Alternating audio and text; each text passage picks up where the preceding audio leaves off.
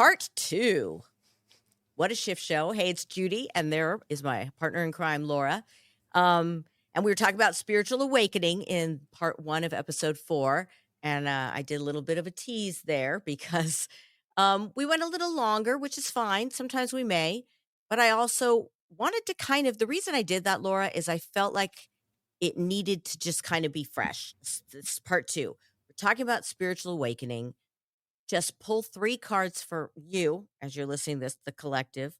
And how did you put it? It was beautiful the way you put it. You're the one who's great with words. Yeah, I mean, I think we all want to know, okay, I feel like I'm going through some kind of shift. I feel maybe it might be called a spiritual awakening, but where am I at? And what advice do the cards maybe have to just help me navigate the rocky terrain of wherever I am? And at the end of episode 1, you had said, wherever you are, whatever journey you're at this moment, you're there for a reason. So if you're here right now, you're here for a reason. So Laura's going to pull 3 cards and yeah, let's do it. And let's see. And if one just in your gut, you'll know. Yeah, you'll know which one of these 3 cards is for you. So if you want to know a bit more about, spiritual awakenings in general, go to part 1. But this is if you want to dive straight into the cards. And we are going to do a meditation after as well. So I just didn't want you to think we skipped that on part 1. I wanted to come in with this fresh kind of an energy, Laura. I hope that was okay with you. Oh, absolutely. I think this is the way to go. So, wow, I'm blown away by what I'm being given here. Okay, so again, you'll know which of these applies to you. Hell, maybe all 3 of them do. I don't know. So what I pulled first, 8 of Swords. Okay. So this is a card that speaks to being in a mind prison. Whoa. Yes. What the heck? Are you feeling that wherever you look, you're between a rock and a hard place? Are you feeling that there's no way out? Are you feeling kind of stuck in your head in a way that just feels like a continuous mind loop? Wow. Maybe. I know that this is something I weave in and out of on a daily basis. I just held my breath when you said it. So, yeah. Wow. And I mean, there are periods. What's interesting about tarot is, of course, we can, on a random Tuesday, we could pull a card. But then there are also themes often. If you start to pull cards, every week or every day, you start to see themes. And there was a time in, I want to say 2018, 2019, when I was pulling this card over and over and over again. And I was definitely stuck in a whole bunch of beliefs about what it meant to be a spiritual person, what it meant to be a good person, what it meant to be a good partner, what it meant, like, should I be in this relationship or should I not be in this relationship? That was one of my continuous thought loops. And I'll tell a quick story that really shows just how kind of complicated and windy this journey can be. It was 2018. I was in the midst of what felt like a breakup, and I'd had 4 days of being stuck in a very tiny house with him during the winter, and I was trying to pack up my stuff so I could leave, and it was just a really hard few days. And I already knew about this work. And so instead of even though the thought loops were kind of continuous, I was trying to just my best to put a little bit of space in between me and those thoughts. And so I would see it coming and I'd be like, okay, here's a thought that's really painful and really negative. Okay, let me do my best to kind of not get sucked into that. And after 4 days of that, I just felt emotionally exhausted. And then something happened, something shifted, and my whole body was filled with bliss. I don't really have much other way of describing it. And everything I did was complete ecstasy. So I was like packing up my stuff, and I'd pick up, let's say, I remember very vividly picking up a shoe and putting it in the box. And the act of picking up the shoe and putting it in the box felt like ecstasy. Wow. So what was the shift? Do you know what it was? I mean, so, I could get into sort of some Michael Singer about like, maybe some kind of energy blockage had been worked through in those 4 days. And so like the thing that had been, in the way of me feeling my own energy, my own Kundalini, Shakti, whatever you want to call it, had been temporarily dislodged. Mm-hmm. And the flow of joy that so many gurus talk about was suddenly available to me. And it lasted for a few hours.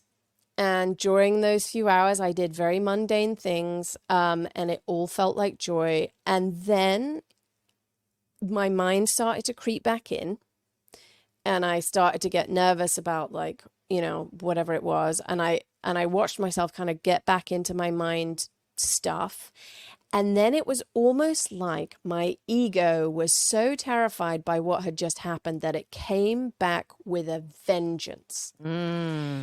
And it was so painful. And I remember calling one of my closest girlfriends, and I was like, I think my ex is trying to kill my dog. Oh, my. That's where it took me. And that is a level of crazy that this person does not get to very frequently, just so you know. Wow. And she was like, I think you're just being crazy. I think you should back away, like step back slowly from that thought. Right. And so, that energy blockage, whatever, almost like imagining a pipe that had been blocked, like suddenly the blockage came out and the energy was in my spine, and it felt, I've never felt anything better in my life. It was like an orgasm times a million. Mm-hmm. And it was all through my body. And then my ego was like, let's shut that shit down.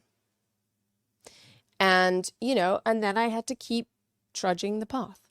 And here's the thing that I think is important. When that ego does that, it's trying to protect you. So you don't want to hate on it so much. You just kind of want to go, okay, thank you. Thank you for trying to save me, but I got this.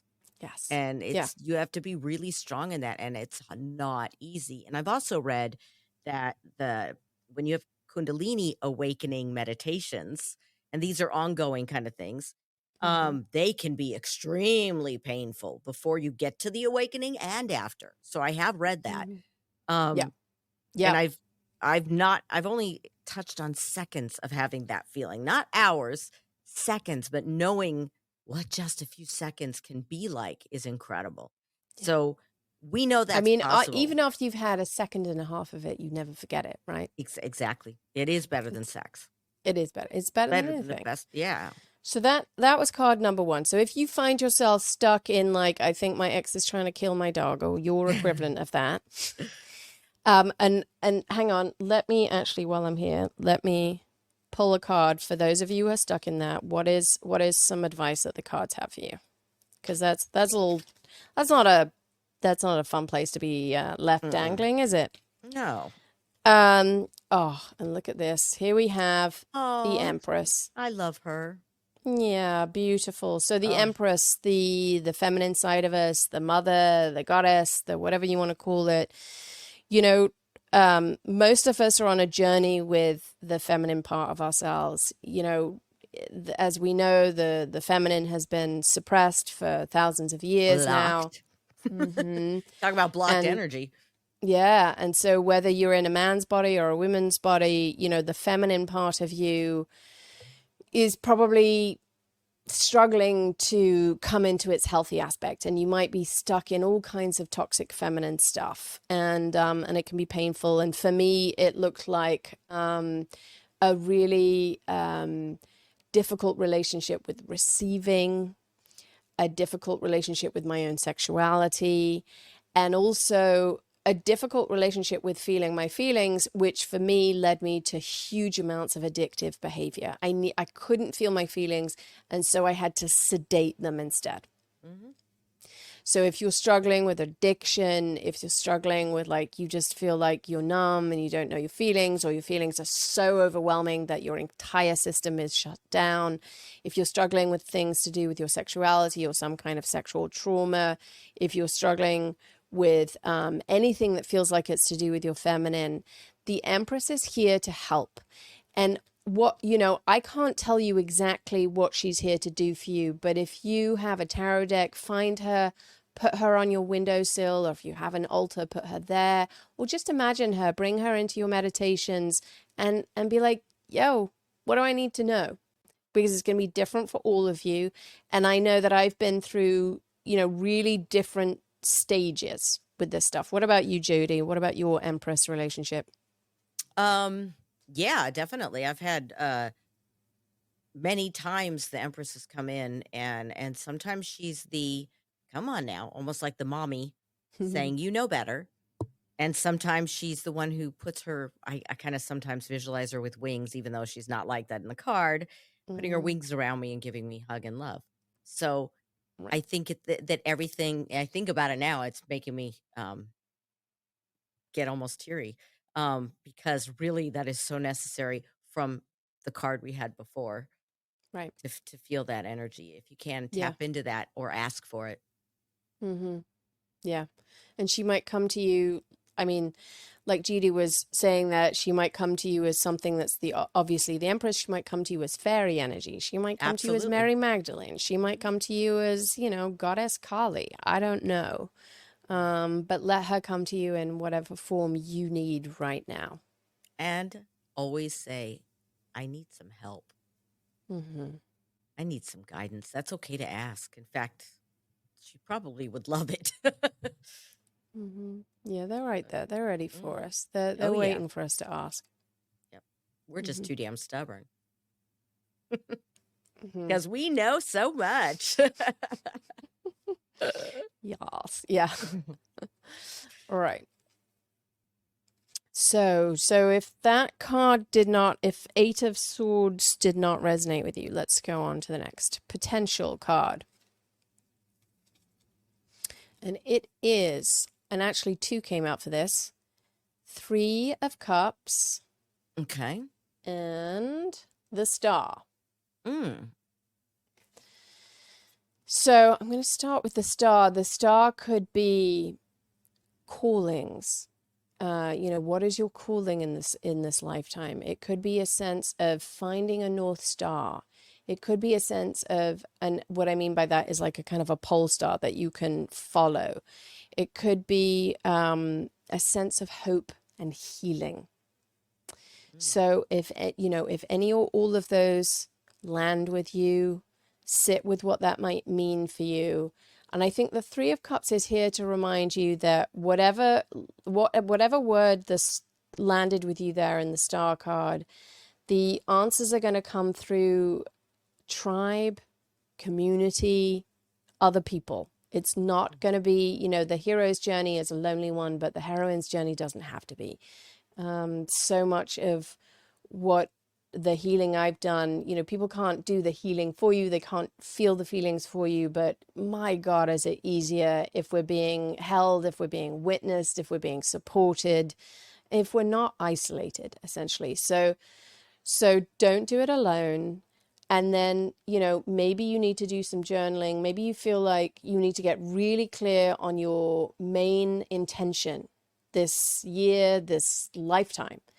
Maybe you need to focus on some kind of healing that needs to happen, whether it's an ancestral healing or a physical healing in your body or a healing of emotional trauma that happened when you were a kid.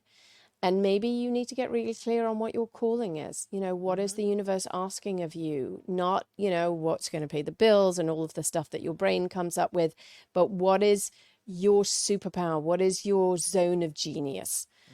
So whichever of those really jumps out at you, don't do it alone, and take yourself seriously. Love yourself. I love those. Those are great. Yeah. Does any of that resonate with you, Judy? So far, I can tap into all of it. Okay. Something in there speaks to me. Yeah. Mm-hmm. Okay. And I think a lot of I'm people are entering a looking. star year next year, so I feel like this is going to be big for me next year. Mm. So interestingly, the third card that came out is a card which, if you don't have the tarot deck, if you don't have the Fountain tarot deck, you don't have this card, because it's been inserted as the final card of the major arcana. But here is the Fountain, and I love the visual. Me too. And you'll notice that this card does not have a number. It is number infinity. Mm-hmm. And I think actually that speaks to an important part of what we need to recognize when it comes to spiritual awakening, which is that moment of like suddenly everything is gone and, you know, you up leveled to whatever level. It can happen in a hot second. Really? You can get to the Fountain from, you know, I mean, Eckhart Tolle didn't do any spiritual work before he had his sudden, he was just a regular dude. He was in academia. He was very anxious. And then for whatever reason, for him, it happened overnight. And so you might feel like, well, I'm at level 3, so I can't be at level 35 yet. But like, it's not how it works. For some reason. That's good to know. Yeah, I mean, you know, there are many of us who do have to walk up the mountain step by step. And then for some of you, it's not going to work that way. And it's just, you're going to put one foot into the river one day and whoosh, it's going to take you off. And we can't make it happen. We're not in control. But what essentially the Fountain says is, it's a moment of stepping from a world where we were obsessed with what we do and the identities that we put on, to just being. What does that mean? What the hell does that mean? Like I said in the last episode, if you've ever had a moment where you were in the car and you drove around a corner, you suddenly were confronted with an incredible sunset and your mind was blown and you were just in that place of like, for that moment, you were not thinking about you. You were not thinking about who you are. You were not thinking about, you know, your to-do list or anything else. You were just in a state of being, and you were taking It's called it time in. stops, when time stands still. Yes. That feeling of when time stands still. Yes. So Eckhart, who was not Eckhart Tolle, but Eckhart, who was a mystic in the Middle Ages, he said that what stands in between you and God is the concept of time. I totally And so that's why Eckhart that. Tolle wrote The Power of Now. And, you know, whenever we step out of the flow of time, which, you know, even Einstein said, time is an illusion. It is. The brain can't understand it. I definitely can't understand it with my brain, but I know on some level in my gut, in my soul, that they're right. And when we touch into that, when we touch into the timeless state of being that Jesus called eternal life, we are in the Fountain. So for you, if this resonates with you, then who knows, maybe you are going to become the Buddha this year. And maybe this is just going to be a really powerful moment where you step out of time and you really feel what it means to be you without the identities, the thoughts, the troubles, the problems, the whatever. So don't overthink it. You definitely can't make this happen. It's either going to happen to you or not. I'm going to pull a second card just because why the hell not? Oh, and fascinating. Out comes the Magician. So wow. Number 1 in the major arcana right at the beginning. Why is this here? Why is this here? I mean, so, you know, actually, I think maybe, so I'm going to go out on a limb here. There's a concept that, do you remember Women Who Run with the Wolves, that book? You were telling me about, but I haven't read it yet. Okay, huge book in the 1960s and 70s. Clarissa Pinkola Estes, an amazing, amazing woman. She wrote a book where she explored the feminine. So actually, if you're working on the Empress, you might want to read her book. And she talks in one of the chapters about the false magician. And it's a character that comes up in a lot of mythology, but also in various religions. And it is the human who thinks that he is God. And, you know, one example is whatever that mythological person is who made the wings and then flew too close to the sun and the wax melted and That guy? I can't remember, but yeah, I know exactly what you're talking about. That guy. Yeah. He thought it was God. He was like, I nailed it. And, you know, in the 21st century, it's easier for us to think that we are God because we have taken a man to the moon and some women. And, you know, we've worked out how to do nuclear fission and all of that stuff. And We also have AI now. we have AI now. And God. also you might notice that we're still a freaking hot mess. And emotionally speaking, we have not come out of the dark ages. So the magician I'm feeling in this moment, and I could be wrong, if it's striking you in a different way, then please go with your own gut. But in this moment, I'm feeling that the magician is here to remind us that when we're convinced that we have to fix something, that we have to make something happen, that we have to whatever, we are convincing ourselves somehow that we are God, and that with our crazy human brain, we're going to be able to figure it out. So it might be that you are trying to figure out how to, you know, become You know what I see in enlightened. the magician card? Go on, tell me. Smoke and mirrors.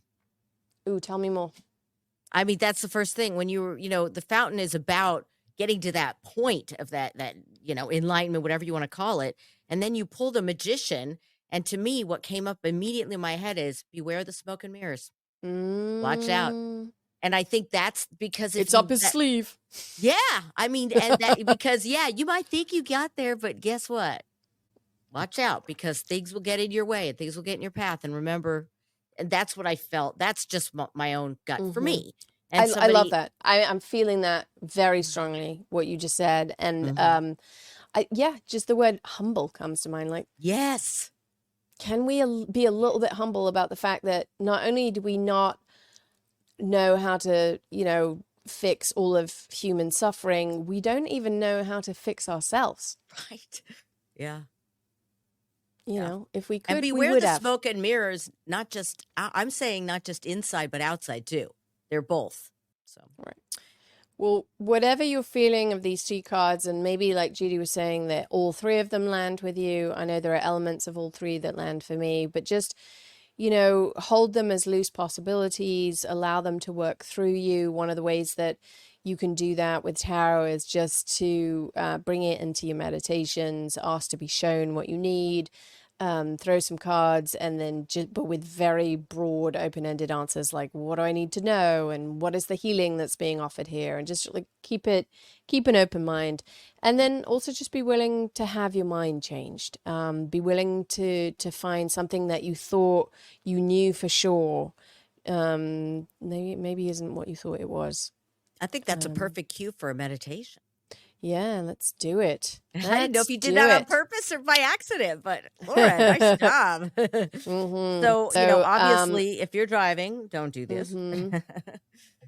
Yeah, come back to it, listen again. Keep your eyes on the road if you're driving. Yes. But if you're not, then and you care to join us, then take a good deep breath and close your beautiful eyes and just feel yourself sitting on whatever you're sitting on. Maybe you're standing, but just feel the ground beneath you. Feel that sense of support. And then start to tune into wherever your breath is right now. And again, there's no sense of should here. Your breath isn't meant to be any particular way, but you're just noticing where you feel it in your body if you do, how fast or slow it is. And just tuning into the physical sensation of it if you can.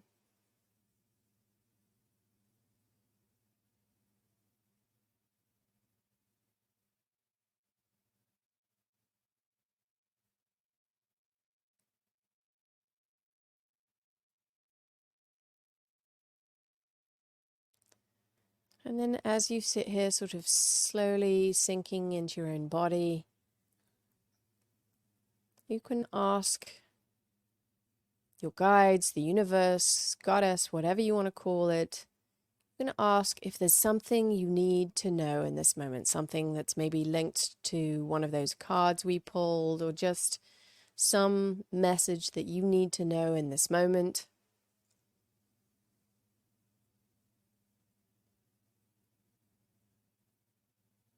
And maybe you're going to receive an answer as a visceral sensation. Maybe you're going to hear something. Maybe you're more of a visual person. And maybe you're just going to sit and watch your own crazy mind. But I'm just going to give you a little bit of silence in order to do whatever needs to happen.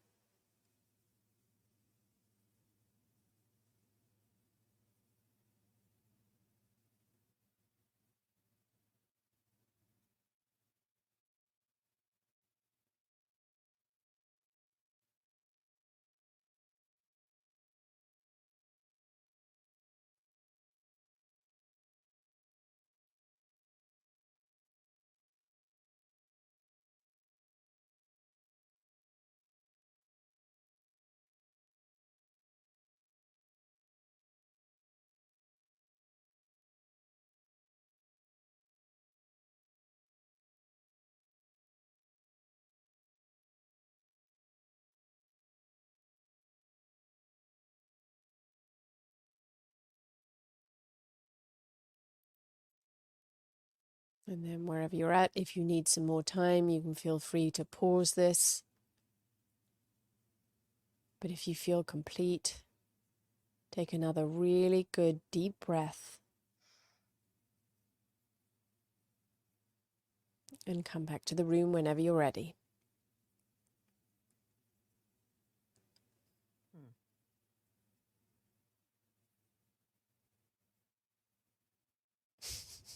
I got some weird stuff. How I about did you? too. I had the weirdest visualization. I have no idea what it means. It just came out. It was a lotus flower that was floating, and then a male hand came out and was plucking at its petals. I don't know what that means. Have no idea. I'm hoping to dream about it, but I asked for some kind of something, and I'm supposed to figure that out. Wow.